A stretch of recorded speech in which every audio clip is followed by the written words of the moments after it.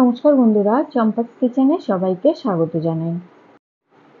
আজকের রেসিপি হচ্ছে কচুর গাঁটি বা মুখী কচু দিয়ে ইলিশ মাছের পাতলা ঝোল। গরম ভাতের সাথে এই ধরনের পাতলা ঝোল খেতে কিন্তু জাস্ট অসাধারণ লাগে। খুব সহজে এই রান্নাটা আমি কি করে করি, চলো তার রেসিপিটা চটপট দেখে নেওয়া যাক।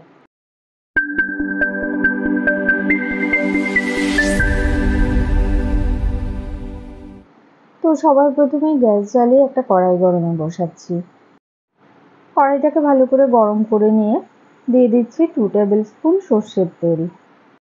গ্যাসের আঁচ হাইতে রেখে কড়াই এবং তেল দুটোই ভালো করে গরম করতে হবে।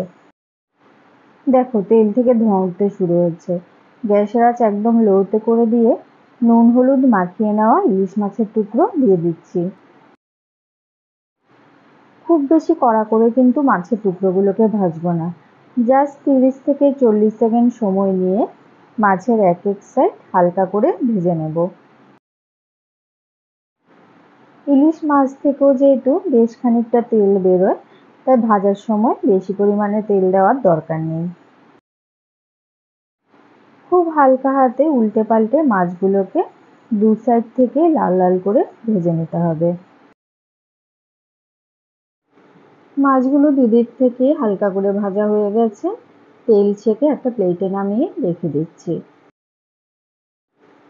মাছ ভাজার পরে দেখো বন্ধুরা, কড়াইতে বেশ খানিকটা তেল রয়ে গেছে। তো সবটা তেল কিন্তু আমি রান্নায় ব্যবহার করব না, এর থেকে কিছুটা তেল একটা বাটিতে তুলে রেখেছি।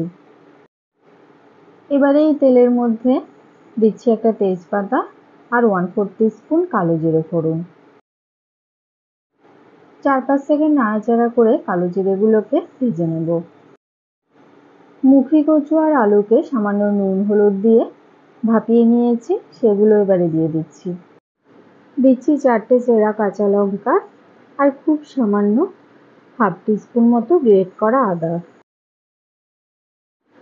এবারে সমস্ত কিছুকে তেলের সাথে মোটামুটি 1 থেকে 2 মিনিটের মতো ভেজে নেব।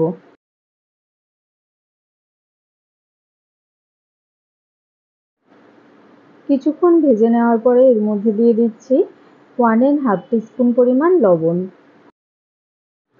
একই সাথে দিচ্ছি 1/2 টিস্পুন হলুদ গুঁড়ো আর দেব 1/4 টিস্পুন কাশ্মীরি লঙ্কা গুঁড়ো। এই লঙ্কা গুঁড়োটাতে শুধু খালি ঝোলের মধ্যে একটা লালচে কালার আসবে, কোনো ঝাল কিন্তু হবে না।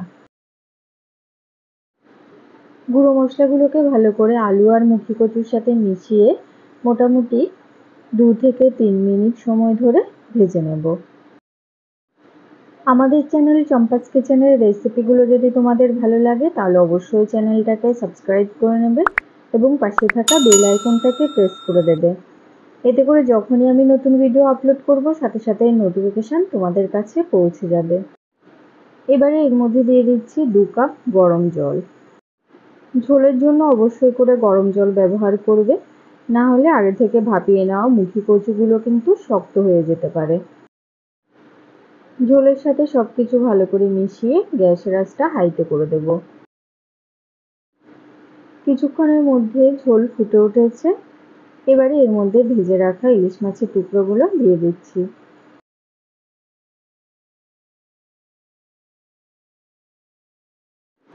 খুব হালকা হাতে নাড়াচাড়া করে মাছগুলোকে ঝোলের সাথে মিশিয়ে দিতে হবে। মাছ কিংবা মুখী কচু যেন ভেঙে না যায় সেদিকে অবশ্যই খেয়াল রাখতে হবে। সবার লাস্টে উপর থেকে দিয়ে দিচ্ছি 1.5 চা চামচ পরিমাণ ভাজা জিরে গুঁড়ো। শুকনো খোলায় জিরেগুলোকে ভেজে তারপরে গুঁড়ো করে নিয়েছি। এই মশলাটা কিন্তু অবশ্যই করে দেবে, এটা এই রান্নার স্বাদের মাত্রাটাকে অনেক গুণ বাড়িয়ে দেবে। ঝোলের সাথে সমস্ত কিছু ভালো করে মিশিয়ে নিয়েছি।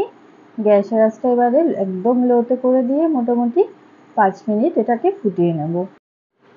কচু আর আলু যেহেতু আগে থেকে আমি সেদ্ধ করে তারপরে ভেজে নিয়েছি, তাই রান্নাটা হতে খুব একটা বেশি সময় লাগেনি। এই সময় চাইলে সামান্য মিষ্টি কিন্তু ব্যবহার করতে পারো, তবে আমি আর দিচ্ছি না। কচুগুলো খুব সুন্দর সেদ্ধ হয়েছে, তবে গোটা গোটাই রয়েছে, গলে যায়নি। ঝোলের উপরে সুন্দর করে তেলও ভেসে উঠেছে। এই সময় গ্যাসের আঁচটা অফ করে দিচ্ছি। রান্নাটা কেমন লাগলো অবশ্যই কমেন্ট করে জানাবে। ভালো লাগলে লাইক করবে আর তোমার বন্ধুদের সাথে ভিডিওটাকে শেয়ার করতে কিন্তু একদম ভুলবে না। ইলিশ মাছের যে কোনো রান্নাতে কিন্তু পেঁয়াজ রসুন ব্যবহার না করাই ভালো। এতে করে মনে হয় মাছের ফ্লেভারটা যেন নষ্ট হয়ে যায়। এতক্ষণ আমার পাশে থেকে ভিডিওটা দেখার জন্য অনেক অনেক ধন্যবাদ। ভালো থাকবে, সুস্থ থাকবে। পরের ভিডিওতে আবার দেখা হবে। বাই।